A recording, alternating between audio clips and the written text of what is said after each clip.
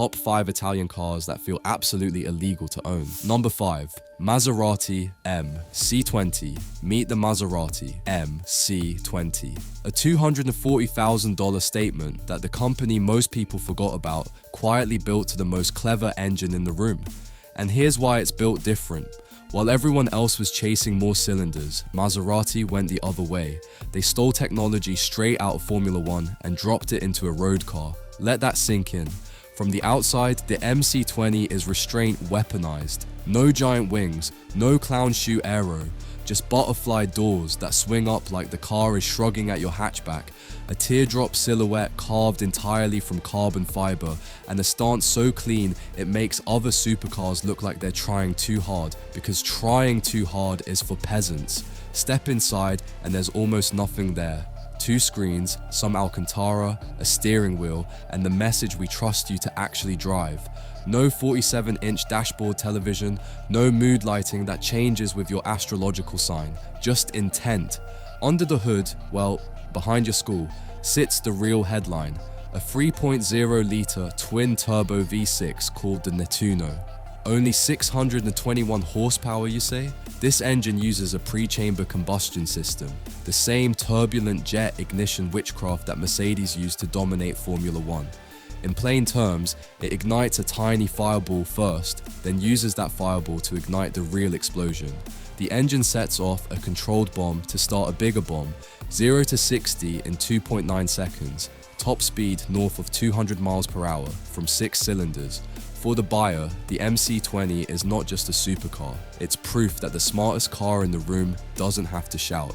It's a scalpel in a world of sledgehammers. And guess what? We're just warming up, because number 4 threw away the one thing every other car on this list considers mandatory. Number 4. Tomaso P72.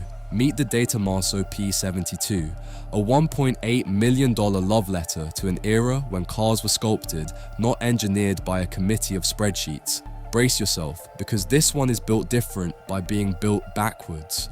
While the entire industry sprints towards screens, software updates, and steering wheels with more buttons than a NASA cockpit, the P72 looked at all of it and said, no thank you.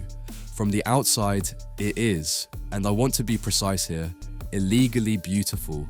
Flowing curves ripped straight out of a 1960s Le Mans fever dream, draped over a single uninterrupted weave of carbon fiber. One piece, no bonded sections. The body is so hard to make that most factories wouldn't even attempt it, which is exactly why Tomaso did. Step inside, and here's the kicker. There are no screens, none, 0. Instead, 179 individually milled aluminum components, hand-stitched leather, classic analog dials, and an exposed metal shift linkage you can watch move when you change gear, because hiding the mechanism is for peasants. Under the hood, a hand-assembled 5.0-litre supercharged V8 producing 700 horsepower sent to the rear wheels through, wait for it, a 6-speed manual, a stick shift. In a modern hypercar, no drive modes, no traction nanny, just you, 3 pedals, and your own questionable life choices. But here's the twist, only 72 will ever be built. Every single one is already spoken for, sold out, with a waiting list of billionaires praying someone cancels. Rumor says one allocation went to a reclusive collector who reportedly already owns 3 of everything and bought the P72 purely because it has less technology than his others. Another is whispered to be locked in a climate-controlled vault next to cars he's never once driven, because for some people the flex isn't the driving, it's the having. Why $1.8 million? Because this isn't a supercar. It's a time machine with a rose-tuned heart, built for people who think the future got a little too comfortable. And trust me, the madness is just gearing up, because number 3 runs on lightning. Number 3.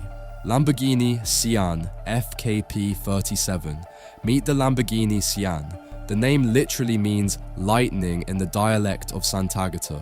And this thing earned it. Here's why it's built different. Every other hybrid on Earth uses a battery. The Sián looked at the battery and said it was too slow, too heavy, too normal. So Lamborghini built the world's first supercar powered by a supercapacitor, a device that stores and dumps electricity so violently it makes a regular battery look like a potato with 2 wires in it. From the outside, the Sián is pure aggression folded into origami. Sharp angles inspired by the legendary Countach, hexagonal taillights that look like they were designed to intimidate other cars at traffic lights, and a hidden party trick, smart vents that open and close without any electricity at all, using materials that react to heat on their own. The car cools itself with magic, roughly. Step inside and you'll find a roof made of electrochromic glass that flips from clear to opaque at the push of a button, because curtains are for peasants. Hexagons everywhere. A cockpit that feels less like a car and more like the inside of a stealth fighter that took a wrong turn over Italy. Under the hood, a naturally aspirated 6.5-litre 512 making 785 horsepower, paired with that supercapacitor system that adds a 34 horsepower jolt the instant you ask for it.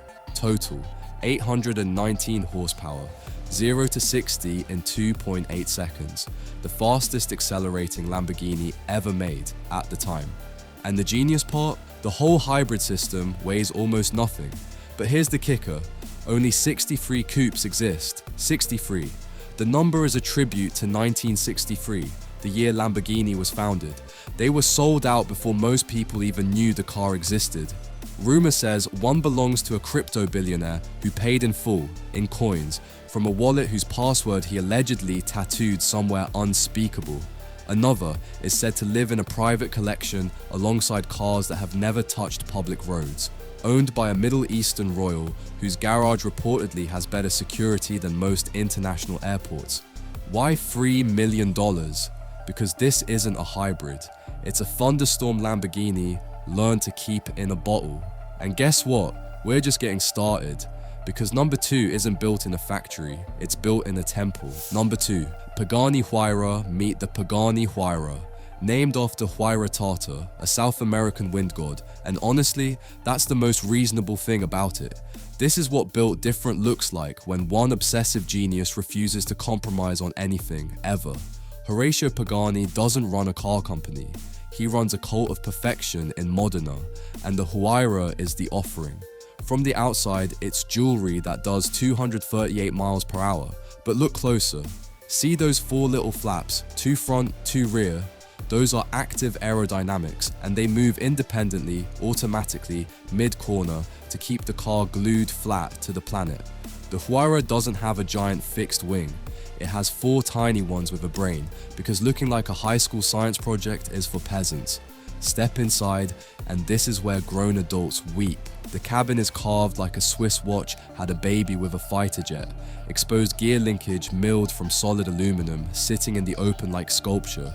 Toggle switches that feel like they belong in a spacecraft. Leather hand-stitched by people who, rumor says, are not allowed to rush. Ever. Every screw is bespoke. Every panel is signed. Nothing here came from a parts bin because there is no parts bin.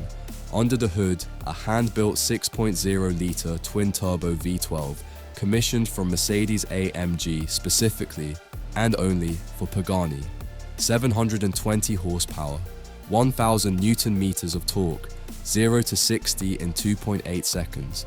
A titanium exhaust system held together with hardware that costs more than most people's actual cars. But here's the twist, only 100 coupes were ever made, just 100. Pagani took 3 years to build them and sold every single one, some before they were even finished. Today they trade for over $3 million, and certain one-off variants have crossed 5, 6, even 7 million at auction. Rumor says the rarest sit in private museums where the owners reportedly visit them like relatives, where the cars are dusted by hand and where, allegedly, no one is permitted to breathe too loudly near the carbon. Why 3 million and up? Because this isn't a car, it's the Sistine Chapel with a steering wheel. A middle finger to mass production, to logic, and to anyone who thinks good enough is a phrase. And trust me, number 1 makes all of this look almost reasonable. Number 1, Ferrari Daytona SP3 meet the Ferrari Daytona SP3, a $2.25 million act of beautiful defiance and the loudest argument in this entire video. Here's why it's built different and it's gloriously stubborn. In an era when the whole planet went turbo, went hybrid, went quiet and electric and sensible, Ferrari built a naturally aspirated V12 that screams to 9,500 revolutions per minute. No turbos, no hybrid system, no apology, just a pure screaming combustion supernova. From the outside, the Daytona SP3 is a love letter to the 1960s Ferrari prototypes that swept the podium at Daytona in 1967. Those hidden headlights, those horizontal fins slashed across the rear like claw marks, a targa top you can lift out, a carbon fiber body so sculpted it looks less designed than discovered, like Ferrari dug it out of the ground fully formed. Step inside and the seats don't move. You do. The seats are fixed into the carbon tub and the pedals slide to meet you, exactly like a racing car, because adjustable comfort is for peasants. The cabin is stripped, focused, hostile to anything that isn't speed. Now let that engine sink in. A 6.5 litre naturally aspirated V12, the most powerful combustion engine Ferrari has ever put in a road car, producing 829 horsepower at 9,250 revolutions per minute and revving on insanely to a 9,500 revolutions per minute red line, 0 to 60 in 2.85 seconds, over 210 miles per hour, and a noise that, scientifically speaking, could resurrect the dead and then make them cry. But here's the kicker. Only 599 exist, every one part of Ferrari's hallowed Icona series, and you couldn't simply buy one. Ferrari chose you. You had to already own a museum's worth of Ferraris just to receive the phone call. Rumor says the entire production run was claimed by the marque's most loyal collectors before the public ever saw the car, a shadowy guest list of royals, tech titans, and reclusive heirs whose garages are guarded like vaults and catalogued like art. One car, a single charity one-off numbered beyond the 599, reportedly sold for $26 million. For one car, why 2.25 million? Or 26? Because this isn't a supercar. It's a defiant, screaming monument to everything the industry is quietly killing off. It's the V12 planting its flag and refusing to die. And that is exactly why it earns the #1 spot on this list. So there you have it. 5 Italian machines that looked at the rule book, set it on fire, and charged you admission to watch.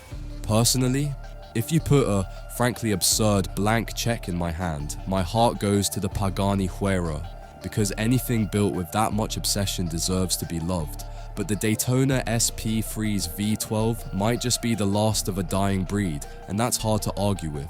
So I want to hear from you. Which one would you drive off the lot first? And which one would you quietly hide in a Swiss vault and never tell your spouse about? Drop it in the comments, smash that subscribe button, ring the bell, and remember, in Italy, they don't ask if it's practical, they ask if it has a soul. And these 5, they've got enough soul to haunt your bank account for generations. See you in the next one.